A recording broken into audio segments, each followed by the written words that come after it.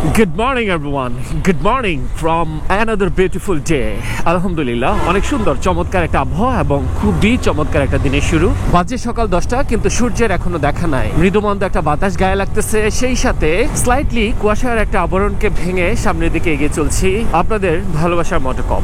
Once upon a time I didn't have any intention to make some content for YouTube channel, also Facebook page. That time my confidence was too much poor. Right now I believe myself, also I believe it. I have ability for doing something for my country. There are lots of way for helping people and I do my job. Oh my god, 4B, he's so first.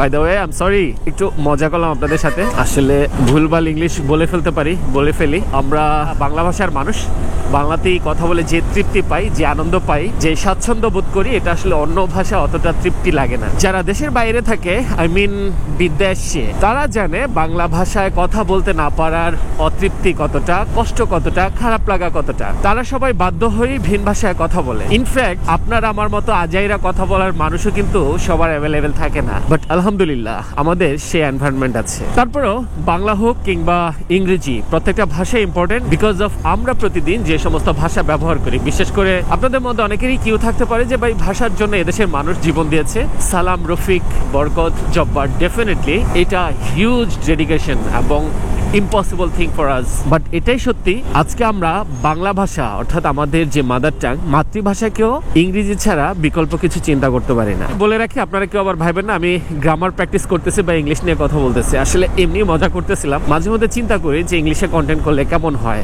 আর যদি করতেই হয় তাহলে তো নিজেকে একটু ঝালাই করে নিতে হবে। তবে ইংরেজির বিকল্প নাই, এটা অপরিহার্য, কারণ আমরা বাংলা ভাষার মধ্যে অলরেডি অনেকাংশে ইংরেজি শব্দ ব্যবহার করি। প্রতিদিন আমরা যা কিছু বলি তার অধিকাংশই কিন্তু ইংরেজি শব্দ। বাট যখনই আমরা দেশে বাইরে যাওয়ার প্ল্যান করি তখনই কিন্তু আমাদের ইংরেজি বা ভাষাগত সমস্যা পড়তে হয়। সো আমাদের আসলে সব ভাষাই জানা দরকার। ডক্টর মোহাম্মদ শহীদুল্লাহকে বলা হতো ভাষাবিদ। উনি অনেক ধরনের ভাষা জানতেন। ভাষা জানলে সুবিধা যেটা, যে দেশে ভাষা আপনি জানবেন সেই দেশে আপনার টিকে থাকতে সুবিধা হবে। আজকে ফ্লাইওভারের উপরে অ্যাটলিস্ট কোনো জ্যাম পাবো না, সকালবেলা ফাঁকাই পাবো, কিন্তু ফ্লাইওভারের উপরের সাইডটাতে এই অবস্থা কেন? অনেক দূর জ্যাম, অর্থাৎ এই রাস্তাটা চলে গেছে পদ্মা ব্রিজের ওইদিকে।